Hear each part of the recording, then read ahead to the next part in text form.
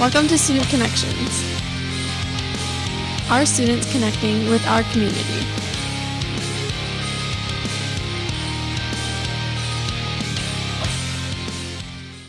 Hi, and welcome to Student Connections. I'm Mikayla Cameron, and today we have Dr. Wightman, Superintendent of Marysville Public Schools, joining us. Thank you for joining us today, Dr. Wightman. How are you doing? Good, good. Thank you for having me. So, what's the most enjoyable part of your job? Well, there are a lot of things that I enjoy. I think probably the most enjoyable thing, though, is going out and having an opportunity to experience some of the things that we do after school. I've gone to a lot of athletic events over the course of my years here in the district, and most recently I went to the Susical program that featured our middle school and our high school students. So I really enjoy going out and seeing those types of things and being a part of those types of things as well. And I also want to let you know I do like to go into the classrooms and visit the schools too as well, get a chance to interact with students and staff. That sounds great. You've been Marysville Superintendent for 4 years now. Have you had any other positions, administrative positions? Yeah, when I first started off, I started teaching in Detroit Public Schools. I did that for a few years. I had a wonderful principal. Her name is Joyce Heron Taylor, and she encouraged me to go into administration. So, you know, I did seek out a couple of positions. I became a Title I Section 31A coordinator, which is a person in charge of a lot of grant money, federal and state level money. I did that for about 6 years. Transitioned into the principalship. I started working for Roseville Community Schools in that position, and you know, did that for a number of years. Was very successful, and interviewed here for the Marysville position for superintendent. And I'm now here, and this has been a great experience. So, as you know, all students love a good snow day. What's a determining factor in snow days? Oh gosh, snow is a 4-letter word for superintendents. Also cold. But I'll tell you what, it's a difficult decision, and you know, my threshold is usually 6 inches for snow. You know, we are very used to winter weather here in the state of Michigan because we're all residents here in the state. You know, it's interesting because, you know, when you go travel around the country, like I just got back from Los Angeles for a conference, they had a tremendous amount of rain this past week, and at the conference it was actually water was flooding into the conference area. But that was a big deal to them, and there were people on the news saying, I don't know how I'm going to get to work, and so on. You know, here in Michigan it's a very much different conversation or story. But usually I'm focused on, you know, the amount of snow that we get. Usually it's 6 inches is my concern. I communicate with the city. There's Barry Kreiner, who's the head of the Department of Public Works here in the city of Marysville. I talk to him, have conversations about the conditions of the roads. I also talk to our Buildings and Grounds Director, Mike Rail. He communicates to me about how things are around the community as well. We also talk to our Transportation Director, John Hurley Jr. He drives the back roads and lets me know the conditions of the back roads. But, you know, in the end, ultimately, you know, that we've had this year particularly some real extreme weather. Not only has it been very, very cold, but we've also had some warm weather with some icing that has occurred too. So, you know, it's difficult to make those decisions and everything, but, you know, I talk to a lot of different people, even superintendents in other counties, and hear what it is that they're hearing so I can make a good decision about what we're going to do here in Marysville. And it's not always an easy one. I get a lot of phone calls and emails, people complaining either way, you know, why didn't you call school off, or why did you call school off? But in the end, my most important focus is the safety of all kids and also staff, because staff have to get to the building as well. So if we do go over on snow days, how do you plan on making up the time?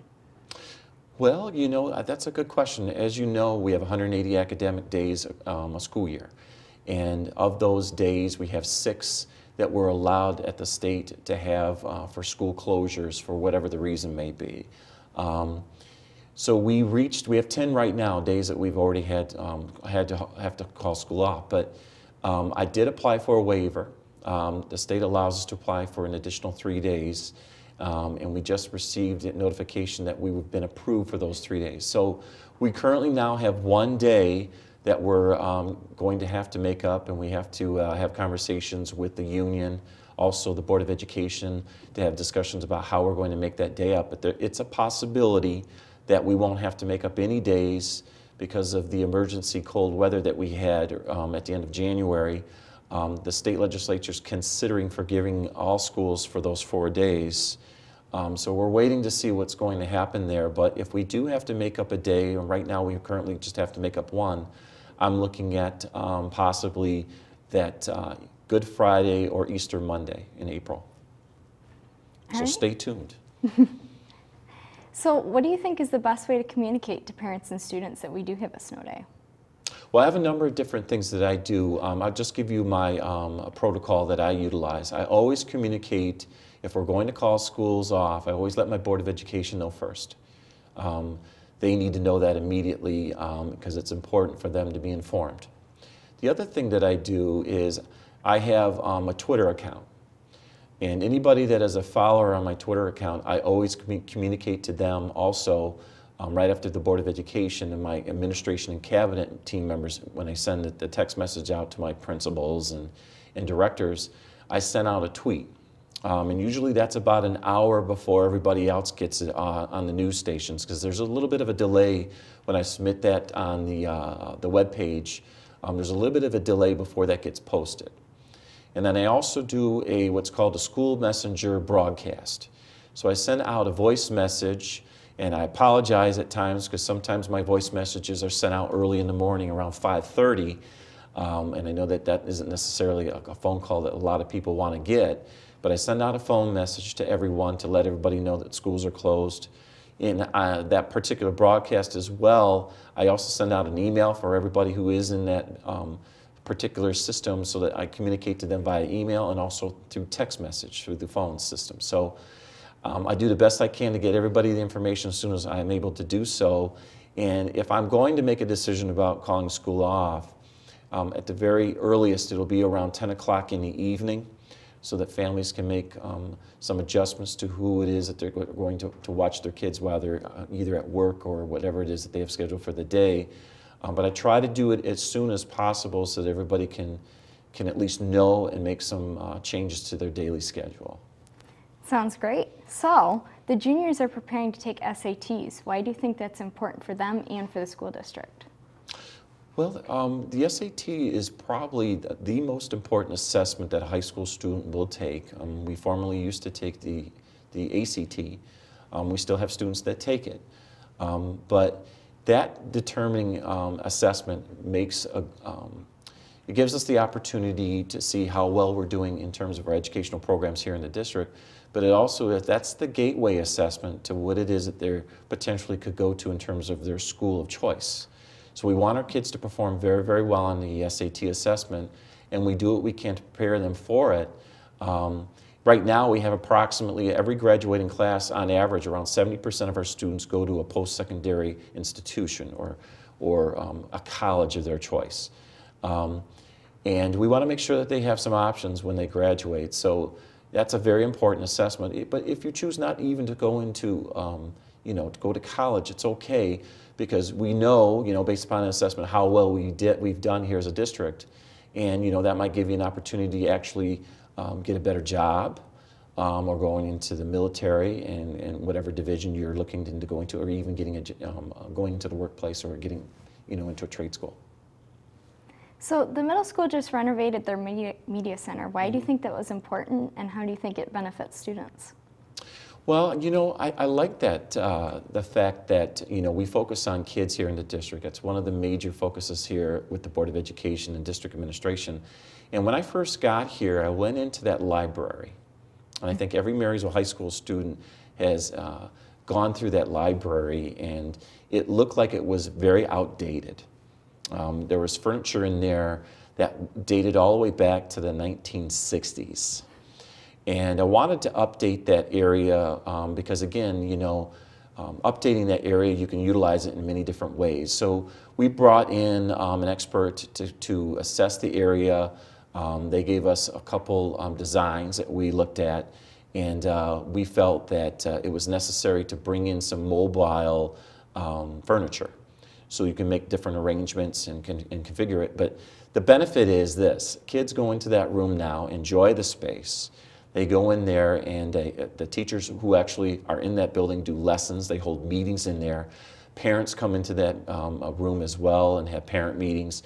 it's now been, that whole space has been completely updated to the point where everybody enjoys going in there. Before, I didn't really see very many people going in and out of that room.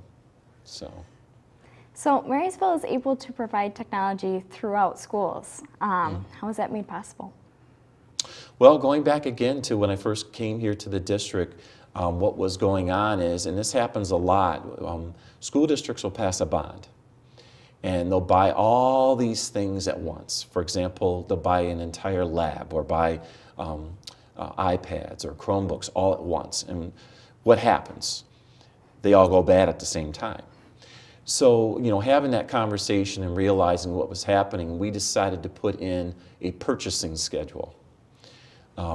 We had a lot of discussion and conversations with staff about, you know, what type of technology needs there were for our students, and we felt it was necessary to push it all the way down to 3rd grade.